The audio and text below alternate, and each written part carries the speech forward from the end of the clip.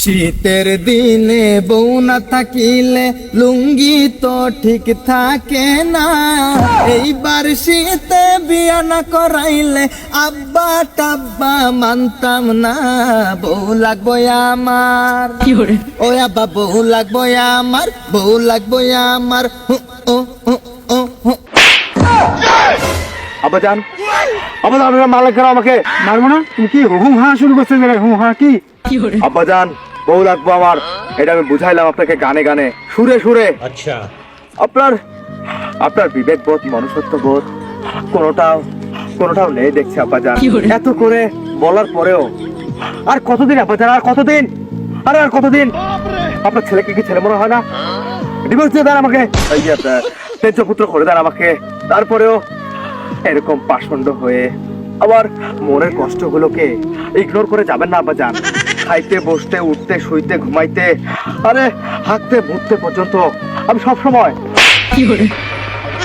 আব্বাজান সবসময় আপনাকে আমি বুঝেছি, কিন্তু আপনি কথা কথা মারেন কেন? কি হাগার মতো শুরু করছে জায়গায়, বুঝলাম না। আপনি বাবা হয়ে গেছেন, কি হয়ে গেছেন? হ্যাঁ, ও মানে আমি সন্তান, আমার যেন কোনো দাম নেই। আর জন্ম দেওয়ার সময় তখন আপনার মনে ছিল না যে আবার একটা ছেলে হবে? আবার এই ছেলে যখন প্রাপ্তবয়স্ক হবে তখন শীতের রাতে ঘুমাইতে গেলে কষ্ট পাবে, কোল বালিশকে এভাবে জড়িয়ে ঘুমিয়ে শান্তি পাবে না। তখন আমার সাথে এসে কানের কাছে গান গান গান গান গান গান গান গান টান টান টান টান টান টান টান টান এরকম করে একটা বউ চেপে বউ। কিন্তু আপনি এ কথাটা মাথায় রাখেননি। জন্ম দিয়েছেন ঠিকই, কিন্তু জন্ম দেওয়ার পর একজন পিতার কি পরিমাণ দায়িত্ব সেটা আপনি ভুলে গেছেন। আব্বাজান দিন শেষে আমি আপনার ছেলে, আমার মনের কষ্ট বোঝা এটা আপনার নৈতিক দায়িত্ব।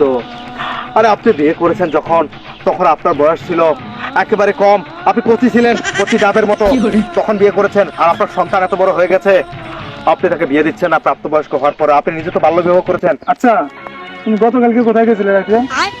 আব্বাজান আমি রাতে আলমের বউয়ের কাছে আব্বাজান আপনি কিভাবে জানলেন? আমি জানবো কিভাবে? মানে ওই বেলায় সালিশ বসে চেয়ারম্যান আমাকে ডাকছে আজকে। তুমি কার ঘরে ঢুকছো?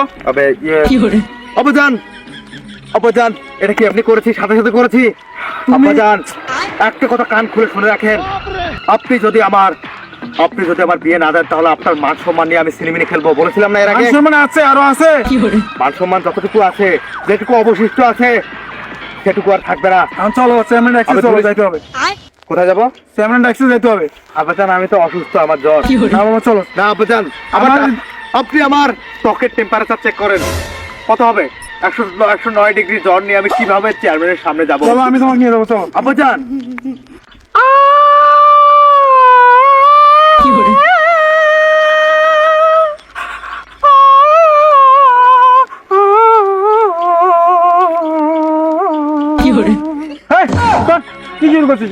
আব্বাজান এটা হলো বাংলা সিনেমার sad music. Sad music? Yes. নায়ক সালমান শাহ, মহানায়ক মান্না যখন অভিনয় করতো তখন তাদের সিনেমায় এই ব্যাকগ্রাউন্ড মিউজিকটা আমাদের শুনলেই আমাদের পরাণে কাপড় থাকতো না, মানে কলিজা ঠান্ডা হতো। আব্বাজান সেই মিউজিকটা আপনাকে দিলাম কারণ আপনি আমাকে কষ্ট দিয়ে কথা বলেছেন। সেই কষ্ট দিয়ে কথা বলেছেন জন্য যে আমি কান্না করবো এত বড় ছেলে হয়ে, এমন ছেলে আমি নই। আব্বাজান আপনি এমন ছেলে জন্ম দেননি আপনার পেটে, আমার মায়ের পেটে। কিন্তু আমি আজকে আপনাকে স্যাড মিউজিকটা দিয়ে আপনাকে বুঝিয়ে দিলাম আমি কতখানি ব্যথিত হয়েছে আপনার কথায়। আপনি কিভাবে পারলেন এই কথাটা বলতে? আপনি এটা কেমন কথা বললেন? আমি তো কষ্ট পেলাম কারণ আপনি আপনার নিজের ছেলেকে কিভাবে চেয়ারম্যানের হাতে তুলে দেন। সেখানে আমাকে নিয়ে বিচার বসেছে, বৈঠক বসেছে, সালিশ বসেছে। আপনি তো পারেন আপনার ছেলের হয়ে ওখানে গিয়ে মীমাংসা করতে।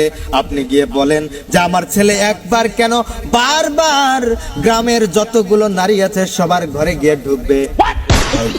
জীবন আছে যতদিন অন্যের বউয়ের ঘরে ঢুকে আমি সেঞ্চুরি পুরাবো আব্বাজান ততদিন। চল তুই এতদিনে আমার যে মানবত গুলো নষ্ট করছিস না, আজকে সব মানবত আমাকে ফেরত দিবি। চল, আমি তো সব খরচ করে ফেলেছি।